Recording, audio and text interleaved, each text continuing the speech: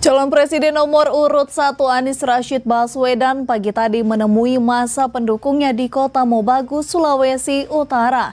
Dalam orasinya, Anies berjanji akan membangun universitas negeri di Kota Mobagu.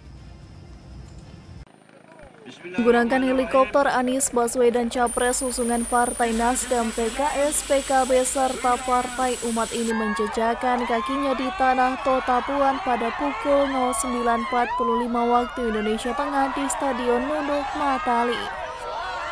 Masa pendukung yang sejak pagi menantikan kedatangannya langsung menyambutnya dengan yel-yel. Begitu Anies Baswedan tiba di lapangan Molino yang menjadi lokasi kampanye. Dalam orasi politiknya, Anies berjanji akan membangun universitas negeri di Kota Mobagu, menjadikan Kota Mobagu sebagai salah satu dari 40 kota yang akan ditingkatkan potensinya, serta akan mempertimbangkan Bolang Mongondo Raya menjadi provinsi baru. Insya Allah nanti kita bangun universitas di sini.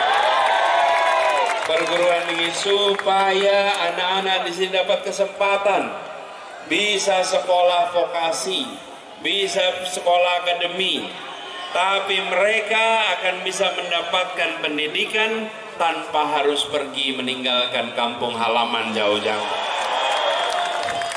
Usai berorasi, Anies langsung menuju Kota Manado untuk melanjutkan safari politiknya di Sulawesi Utara. Dari Kota Mobagu, tim liputan Kawanua TV melaporkan.